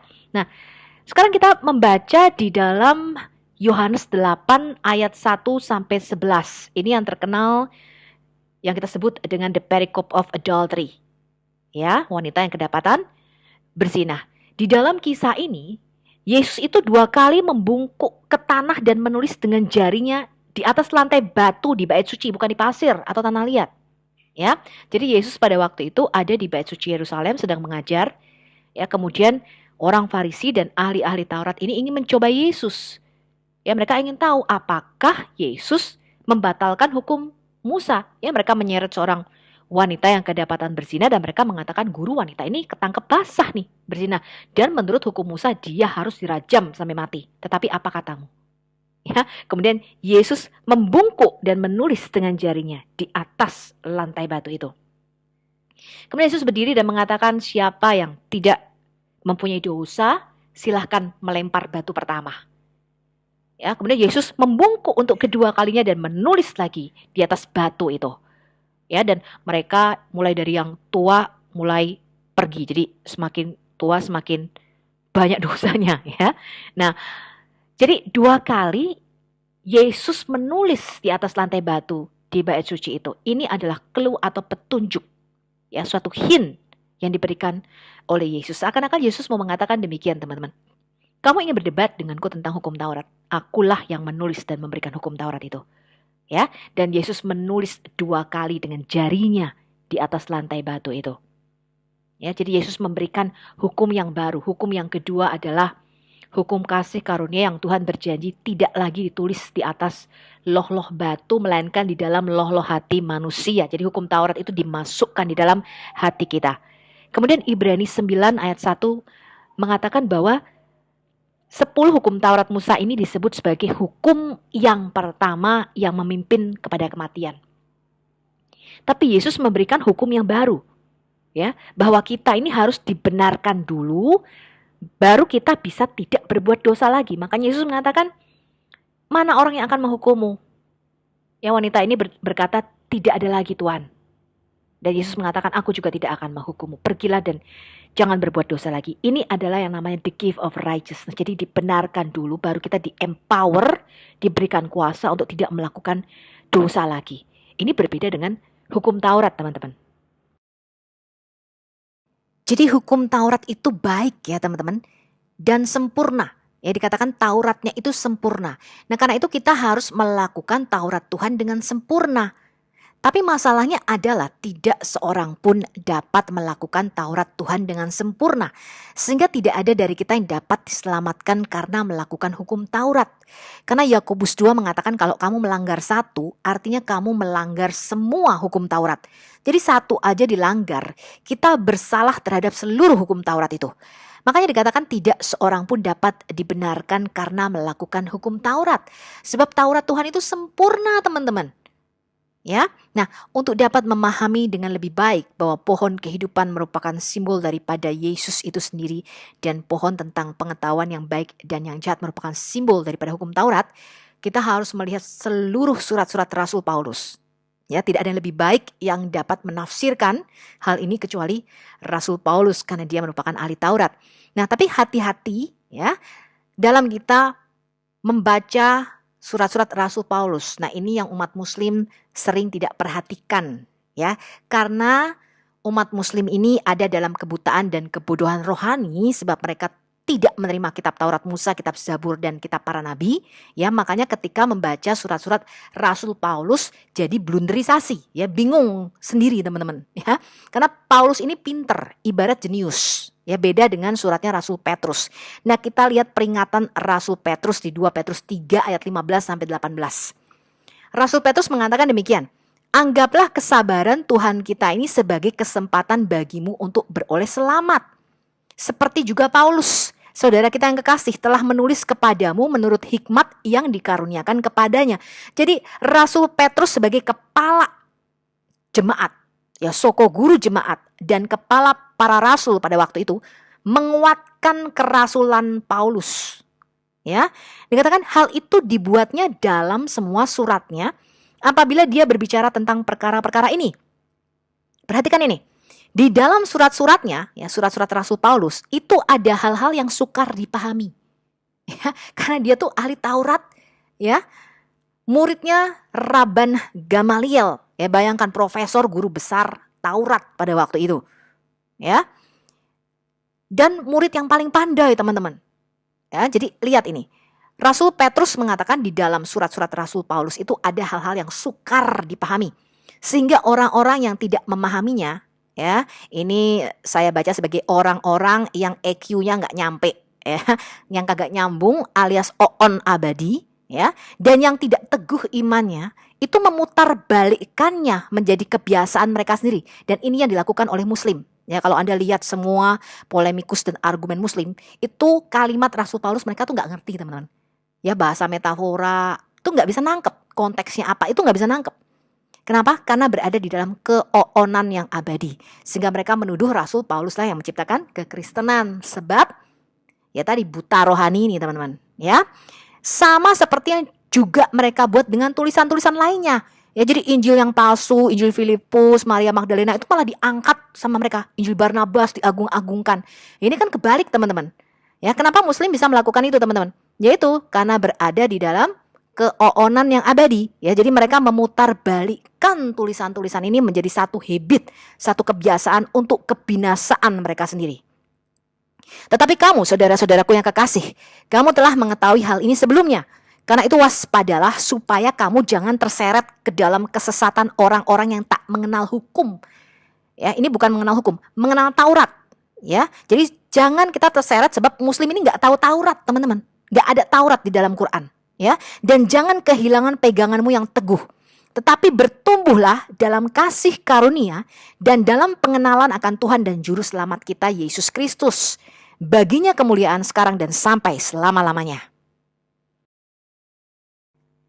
Jadi hukum Taurat ini in its nature itu sifatnya adalah kekal. Jadi Tuhan mau kita tahu bahwa ketika dia menulis Aseret Hadibrot di atas dua loh batu, Tuhan mau kita tahu bahwa hukum ini berlaku kekal selamanya. Ya, dia mau kita tahu bahwa semua yang ditulis di atas batu itu dia berharap tidak akan lenyap. Ya, hukum-hukum lainnya yang mengatur tata sosial, ya, tatanan kemasyarakatan pada waktu itu, bagaimana Israel harus bersikap ya kepada budaknya, kepada tetangganya dan saudaranya, itu didiktekan oleh Tuhan. Ya, kemudian Musa itu menuliskannya di atas perkamen. Ya, hanya 10 perintah Allah inilah yang ditulis oleh jari tangan Allah di atas loh batu. Nah, adalah benar teman-teman bahwa kita ini diselamatkan oleh pengorbanan darah Yesus, ya, oleh kasih karunia, bukan karena melakukan hukum Taurat. Tapi bukan berarti hukum Taurat itu dihilangkan. Nah, sekarang kita baca apa pandangan Yesus mengenai hukum Taurat ini. Lukas 16 ayat 17 Yesus berkata, lebih mudah langit dan bumi lenyap daripada satu iota atau satu titik dari hukum Taurat dibatalkan. Mazmur 89 ayat 34, Tuhan mengatakan, aku tidak akan melanggar perjanjianku dan apa yang keluar dari bibirku tidak akan kuubah. Mazmur 111 ayat 7-8, perbuatan tangannya ialah kebenaran dan keadilan. Segala titahnya atau firmannya itu teguh kokoh untuk seterusnya dan selamanya. Dilakukan dalam kebenaran dan kejujuran. Kemudian Maleakhi 3 ayat 6, bahwasanya aku Tuhan tidak berubah dan kamu Bani Yakub tidak akan lenyap. Ini janji Tuhan. Jadi karena sifat Tuhan itu selalu memegang firman-Nya atau janjinya, maka oleh karena janji-janji Tuhan yang ada di dalam Alkitab kita, kita bisa meletakkan dasar percaya kita. Jadi kita bisa percaya kepada setiap perkataan yang diucapkan oleh Tuhan di dalam Alkitab kita. Nah, sekarang kita mau lihat korelasi antara sifat-sifat nature Tuhan dengan hukum-hukumnya Tuhan, ya, atau hukum Tauratnya Tuhan ini. Tuhan itu baik. Ini ada di dalam Lukas 18 ayat 19. Begitu juga dengan hukum Taurat, ya, di Roma 7 ayat 12. Kemudian Tuhan itu kudus di Yesaya 5 ayat 16. Hukum Tauratnya juga kudus. Ini di Roma 7 ayat 12. Kemudian Tuhan itu a just and a truthful God, ya. Dia itu benar. Allah yang benar, yang adil. Ya, ini ada di Ulangan 32 ayat 4. Begitu juga dengan hukum-hukum Tuhan. Hukum-hukumnya itu adalah benar. Ya, di Roma 7 ayat 12, Mazmur 119 ayat 142 dan 151. Kemudian Tuhan itu sempurna. Sifatnya adalah sempurna. Ini ada di Matius 5 ayat 48. Demikian juga Taurat Tuhan itu sempurna. Ya, Mazmur 19 ayat 7. Kemudian Tuhan itu kasih sifatnya. Ini ada di 1 Yohanes 4 ayat 8. Begitu juga dengan hukum Taurat Tuhan. Ya, jadi Taurat itu diberikan karena dia mengasihi kita. Ya, Roma 13 ayat 10. Kemudian sifat Tuhan yang lainnya adalah dia itu sumber daripada kebenaran. Di Keluaran 9 ayat 27. Begitu juga dengan hukum Taurat adalah sumber daripada kebenaran. Mazmur 19 ayat 9. Kemudian sifat Tuhan yang lainnya adalah murni, pure. Ya, 1 Yohanes 3 ayat 3. Demikian juga dengan hukum Tauratnya di Mazmur 19 ayat 8. Dan sifat Tuhan lainnya adalah dia bersifat roh, ya, bersifat rohani. Ya, Yohanes 4 ayat 24. Demikian juga dengan hukum Taurat. Hukum Taurat itu bersifat rohani. Ya, Roma 7 ayat 14. Kemudian sifat Tuhan lainnya adalah dia tidak berubah. Di Maleakhi 3 ayat 6. Ya, demikian juga dengan hukum-hukum Tuhan di Matius 5 ayat 18. Ya. Kemudian sifat Tuhan lainnya adalah dia kekal. Di Kejadian 21 ayat 33. Begitu juga dengan hukum-hukum Tuhan, hukum Tauratnya. Ya, di Mazmur 111 ayat 7 sampai 8. Jadi apa itu dosa, teman-teman? Dosa itu adalah pemberontakan terhadap firman Tuhan. Jadi kita meleset dari rencana Tuhan semula. Ya, jadi kalau Anda lihat di situ, yaitu Pastor Doug Batchelor, ya, dia mengatakan ada sesuatu yang menempel di kepala saya nih. Tapi karena itu melekat di dalam diri saya nggak sadar. Ya, saya tidak tahu ada sesuatu yang salah, yang keliru di dalam diri saya. Hanya orang lain yang bisa melihatnya. Ya, nah kalau orang lain mengatakan, Pastor Doc katanya ya, ada sesuatu yang salah nih di kepalamu. Pastor Doc mengatakan enggak ada apa-apa katanya. Ya, aku baik-baik aja. Lalu untuk meyakinkan Pastor Doc, apa yang harus dilakukan teman-teman? Dikasih cermin. Ya, Pastor Doc-nya dikasih cermin, disuruh bercermin nih loh. Coba kamu lihat dirimu sendiri. Ya, ada sesuatu yang menempel di kepalamu yang tidak sadar. Salah itu. Ya, dan harus kamu lepaskan. Nah, hukum Taurat itu seperti sebuah cermin, teman-teman. Jadi di dalam Alkitab kita, di dalam kitab Yakobus, ya, Rasul Yakobus mengatakan, barang siapa yang mendengar firman tapi tidak melakukannya, dia ibarat seorang yang sedang bercermin. Ya, jadi hukum Taurat itu ibarat cermin, teman-teman. Oleh karena hukum Taurat kita tahu dan sadar ada kesalahan dan dosa-dosa di dalam diri kita. Tetapi hukum Taurat, cermin ini tidak bisa membereskan ya noda yang ada di dalam diri kita. Nggak bisa, dia nggak bisa bersihin noda itu, teman-teman. Kita perlu sebuah lap, gitu ya. Kita perlu sebuah lap. Kita perlu seorang juru selamat untuk membereskan dosa-dosa kita. Jadi oleh karena ada hukum Taurat, ya, kita menyadari bahwa diri kita ini sudah berdosa kepada Tuhan. Oleh karena itu kita memerlukan seorang juru selamat. Ya, karena hukum Taurat ini tidak bisa membereskan kita dari dosa-dosa kita. Jadi hukum Taurat itu tidak bisa menyelamatkan. Nah, di rumah nanti Anda baca seluruhnya perikop dari Roma 7. Ya, Roma 7 ayat 1 sampai 25. Ini Anda baca seluruhnya. Dari situ Anda bisa mengetahui pikiran Rasul Paulus mengenai kedudukan hukum Taurat. Ya, ini saya hanya ambil kesimpulannya aja. Nah, Rasul Paulus mengatakan demikian. Apakah hukum Taurat itu dosa? Sekali-kali tidak. Sebaliknya, justru oleh hukum Taurat aku telah mengenal dosa. Karena aku juga tidak tahu apa itu keinginan kalau hukum Taurat tidak mengatakan jangan mengingini. Tetapi di dalam perintah itu dosa mendapat kesempatan untuk membangkitkan di dalam diriku rupa-rupa keinginan. Sebab tanpa hukum Taurat dosa mati. Dahulu aku hidup tanpa hukum Taurat, akan tetapi sesudah datang perintah itu, dosa mulai hidup. Sebaliknya aku mati. Dan perintah yang seharusnya membawa kepada hidup, ternyata bagiku justru membawa kepada kematian. Sebab di dalam perintah itu dosa mendapat kesempatan untuk menipu aku. Dan oleh perintah itu dia membunuh aku. Jadi hukum Taurat adalah kudus. Ya, dan perintah itu juga adalah kudus, benar, dan baik. Sebab kita tahu bahwa hukum Taurat adalah rohani, tapi aku bersifat daging, terjual di bawah kuasa dosa. Ya, jadi karena kita ini sudah dijual dengan cuma-cuma, kata Alkitab, ya, di bawah kuasa si iblis, kita itu tidak bisa lagi melakukan hukum Taurat karena hukum Taurat itu sempurna.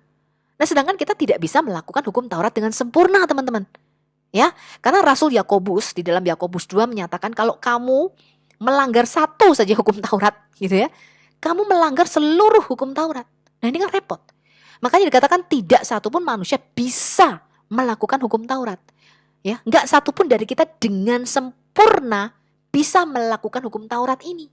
Makanya semua manusia jatuh ke dalam dosa. Rasul Paulus mengatakan, sebab apa yang aku perbuat aku tidak tahu.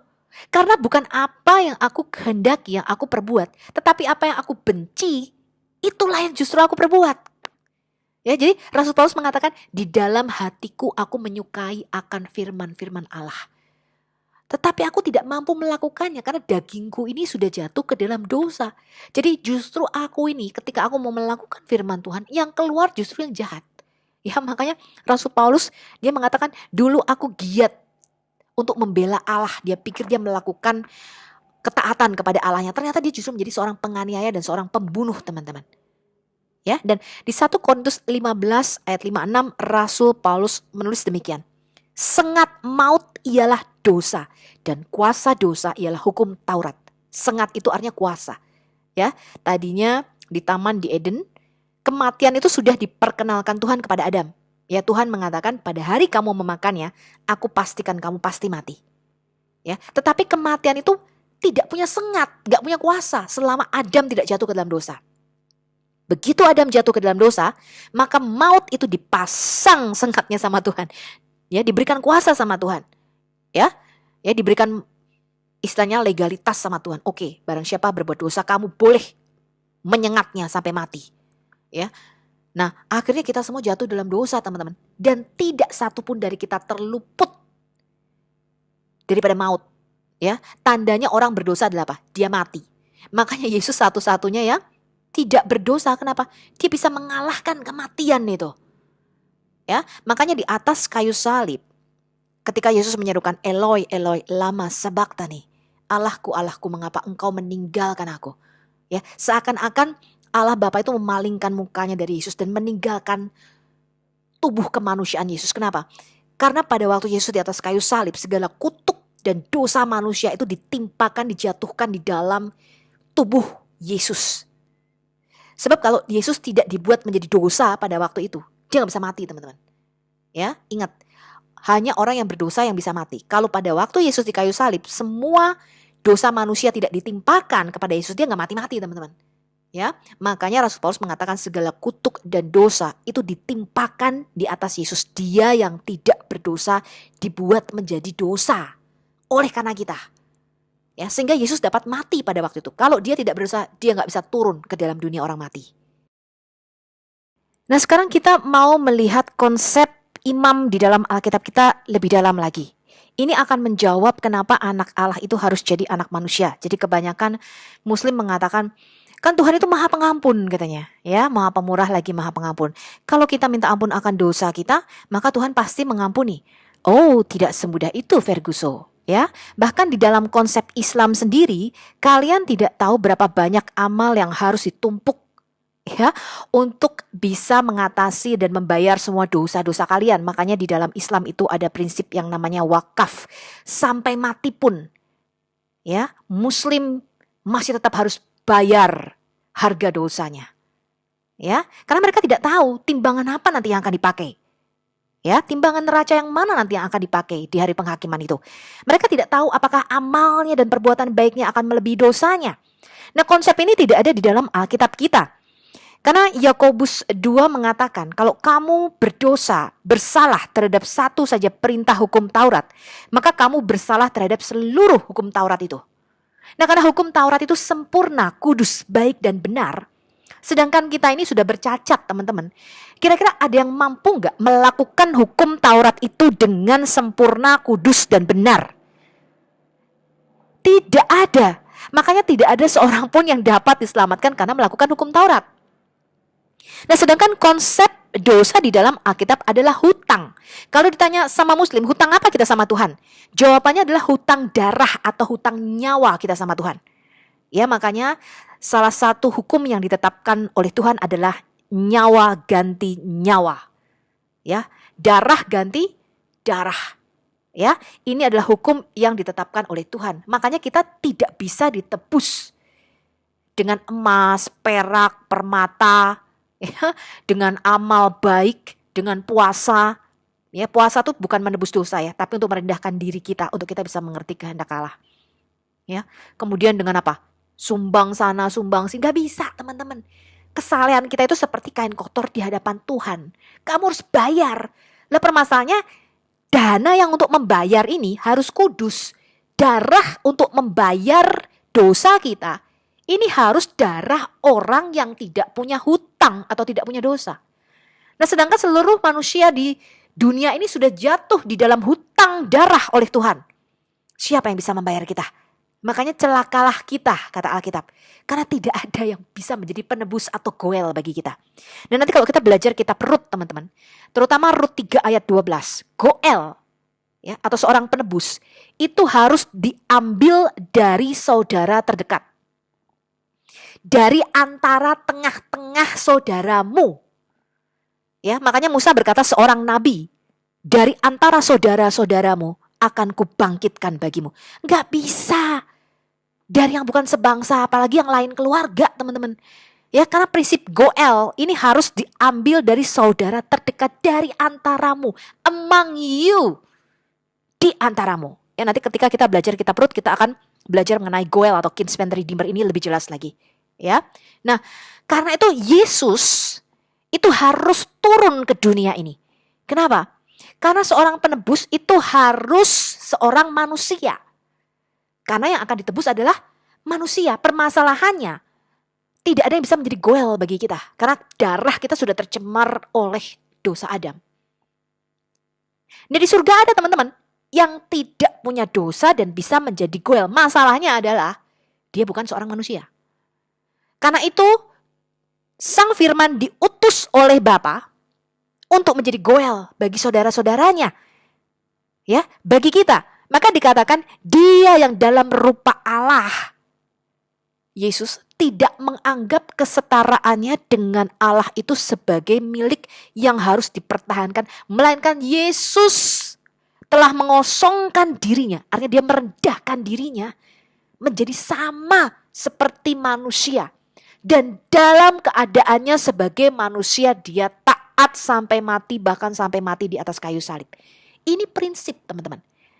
Makanya saya sudah mengatakan berkali-kali kepada orang muslim, selama kamu tidak mengakui kitab Taurat, Musa, kitab para nabi, dan kitab Mazmur, kamu berada pada keoonan abadi. Ya, alias kebutaan dan kebodohan rohani. Sekarang kita lihat, apa sih fungsinya imam bagi kita? Mengapa Yesus adalah imam besar kita? Imamat 4 ayat 3 mengatakan, maka jikalau yang berbuat dosa itu imam yang diurapi, ini namanya Gadol Kohen atau imam besar, sehingga bangsanya turut bersalah. Ini prinsip, jadi seorang imam itu mewakili seluruh umat atau bangsanya di depan Allah. Kalau seorang imam itu yang berdosa, dia bukan hanya berdosa kepada dirinya sendiri, dia berdosa dan membawa seluruh bangsanya jatuh dalam dosa. Ini berat. Ya, ini prinsip pemimpin di dalam Alkitab kita. Karena Harun ketika menghadap Allah, ya nanti kalau kita belajar baju efod atau baju imam besar, Harun itu membawa ke-12 nama bangsa Israel di dadanya. Ya, jadi di baju efod imam besar itu diukir ke-12 nama suku-suku Israel.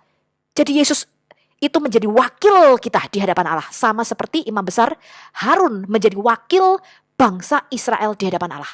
Nah, kalau imamnya ini yang berdosa, teman-teman, celaka kita ini. Ya, karena apa? Kita ikut di dalam dosanya, ikut dihukum. Ya, maka Tuhan mengatakan, ya, karena dosa yang diperbuat oleh imam itu, dia harus mempersembahkan seekor lembu jantan muda yang tidak bercela sebagai korban penghapus dosa. Lebih besar korbannya, ya. Kalau rakyat biasa hanya seekor domba, ya, atau kambing. Nah, sekarang Ibrani 5 ayat 1 mengatakan demikian. Setiap imam besar yang dipilih dari antara manusia ditetapkan bagi manusia dalam hubungan mereka dengan Allah, supaya ia mempersembahkan persembahan dan korban karena dosa. Ini tadi yang kita belajar. Jadi imam itu harus diambil from among you, from between your brethren, ya, dari antara saudaramu. Harus diambil dari antara manusia, teman-teman. Ya. Nah, dikatakan setiap imam besar yang kita punya itu bukanlah imam besar yang tidak dapat turut merasakan kelemahan-kelemahan kita. Sebaliknya sama dengan kita, Yesus telah dicobai, hanya dia tidak berbuat dosa. Jadi seorang imam itu harus dari tengah-tengah kita, harus dari antara manusia, ya, karena dia harus turut merasakan penderitaan kita. Ya. Ibrani 2 ayat 17 mengatakan itulah sebabnya maka dalam segala hal Yesus harus disamakan dengan saudara-saudaranya, supaya dia menjadi imam besar yang menaruh belas kasihan dan yang setia kepada Allah untuk mendamaikan dosa seluruh bangsa. Karena itu Yesus disebut apa? yang sulung dari antara manusia. Ya, jadi dia kakak sulung kita. Nah, Ibrani 7 ayat 26 sampai 27 mengatakan, sebab imam besar yang demikianlah yang kita perlukan, yaitu yang saleh, tanpa salah, tanpa noda, yang terpisah dari orang-orang berdosa dan lebih tinggi daripada tingkat-tingkat sorga. Yang tidak seperti imam-imam besar lain, yang setiap hari harus mempersembahkan korban untuk dosanya sendiri, dan sesudah itu barulah untuk dosa umatnya. Sebab hal itu telah dilakukannya satu kali untuk selama-lamanya ketika Yesus mempersembahkan dirinya sendiri sebagai korban. Makanya imam besar itu mempersembahkan korbannya nggak selesai-selesai, teman-teman. Setiap hari dari jam 9 pagi sampai jam 3 sore selalu terus-menerus mempersembahkan korban binatang. Ya, nggak pernah selesai kerjaannya. Makanya imam besar itu harus selalu berdiri. Sedangkan Yesus dikatakan dia hanya mempersembahkan satu kali saja korban bagi kita, bagi penebus dosa kita. Kemudian apa? Dia duduk di sebelah kanan Allah. Artinya apa? It is finished, kata Yesus. Sudah selesai. Ya, nggak perlu lagi berkali-kali mempersembahkan korban. Jadi kenapa anak Allah harus jadi anak manusia, teman-teman? Karena imam besar itu harus diambil dari antara kita, dari tengah-tengah kita, ya, dari antara saudara-saudaranya. Nah, karena kita ini manusia, maka imam besar itu juga harus seorang manusia, ya. Nah, ini prinsip yang telah ditetapkan oleh Tuhan. Nah, di dalam persekutuan dengan Adam itu tadinya imam besar kita, ya. Karena Adam ini jatuh ke dalam dosa, kita seluruh bangsa Adam, ras Adam, ini juga jatuh bersamaan dengan imam besar kita tadi, teman-teman. Ya, nah, di dalam persekutuan kita dengan Yesus, imam besar yang baru, yang tidak bercacat dan tidak bernoda, yang kudus, maka kita diperdamaikan dengan Allah selama-lamanya. Nah, kita lihat ini Ibrani 2 ayat 9. Tetapi dia yang untuk waktu yang singkat dibuat sedikit lebih rendah daripada malaikat-malaikat, yaitu Yesus. Kita lihat, yang oleh karena penderitaan maut, dimahkotai dengan kemuliaan dan hormat, supaya oleh kasih karunia Allah, Yesus itu mengalami kematian atau maut bagi semua manusia. Jadi dia menjadi wakil kita di hadapan Allah. Ya, karena itu Yesus adalah imam besar kita. Kemudian dikatakan begini, teman-teman, Ibrani 2 ayat 11 sampai 18. Sebab ia yang menguduskan dan mereka yang dikuduskan, mereka semua berasal dari satu. Itulah sebabnya ia tidak malu menyebut mereka saudara. Katanya, aku akan memberitakan namamu kepada saudara-saudaraku dan memuji-muji engkau di tengah-tengah jemaat. Jadi Yesus itu adalah kakak sulung kita yang sulung. Ya, he is the firstborn of all creation. Dia yang sulung dari semua yang dijadikan atau diciptakan Allah. Ya. Dan lagi aku akan menaruh kepercayaan kepadanya. Dan katanya, sesungguhnya inilah aku dan anak-anak yang telah diberikan Allah kepadaku. Jadi ini menggenapi nubuatan di Yesaya 53. Nanti kalau teman-teman baca di Yesaya 53 dikatakan Raja Mesias itu mempunyai keturunan. Nah, padahal kan Yesus nggak nikah. Ya kan? Lalu siapa nih anaknya? Ya, itu dibikinlah teori dan sebagainya. Jawabannya gampang, teman-teman. Ya, Alkitab menubuatkan kitalah anak-anak yang diadopsi oleh karena iman di dalam Yesus Kristus. Kita menjadi anak-anaknya Tuhan. Ya. Nah, dikatakan karena anak-anak itu adalah anak-anak dari darah dan daging. Kita ini dari darah dan daging alias manusia. Maka dia juga harus menjadi sama dengan mereka dan mendapat bagian dalam keadaan mereka. Supaya oleh kematiannya, Yesus itu memusnahkan dia, yaitu iblis yang berkuasa atas maut. Dan supaya dengan jalan demikian ia membebaskan mereka, ya, ras manusia ini, keluarga Adam, yang seumur hidupnya berada di dalam perhambaan oleh karena takutnya kepada maut. Sebab sesungguhnya bukan malaikat-malaikat yang ia kasihani, tetapi keturunan Abraham yang ia kasihani, orang-orang pilihannya. Ya, itulah sebabnya maka dalam segala hal dia harus disamakan dengan saudara-saudaranya, supaya Yesus ini menjadi imam besar yang menaruh belas kasihan dan yang setia kepada Allah untuk mendamaikan dosa seluruh bangsa. Sebab oleh karena dia sendiri telah menderita karena pencobaan, maka ia dapat menolong mereka yang dicobai. Inilah sebabnya kita dapat menjelaskan kitab Matius 1 silsilah Yesus, ya, karena dikatakan ini kok silsilahnya bisa kurang satu silsilahnya katanya, ya, karena dikatakan di kitab Matius 1, teman-teman, kalau Anda baca, ya, dikatakan jadi seluruhnya ada 14 keturunan dari Abraham sampai Daud, ada 14 keturunan dari Daud sampai pembuangan ke Babel, dan ada 14 keturunan dari pembuangan ke Babel sampai Kristus. Lah kalau dihitung-hitung kenapa bisa kurang satu? Ya, kemudian ada banyak orang membuat teori gampang teman-teman. Siapa keturunan ke-14-nya? Gereja yang adalah anak-anak Kristus, karena kita ini adalah anak-anak yang diberikan di dalam iman kepada Yesus. Ya, jadi kita dicangkokkan di dalam keluarga Allah.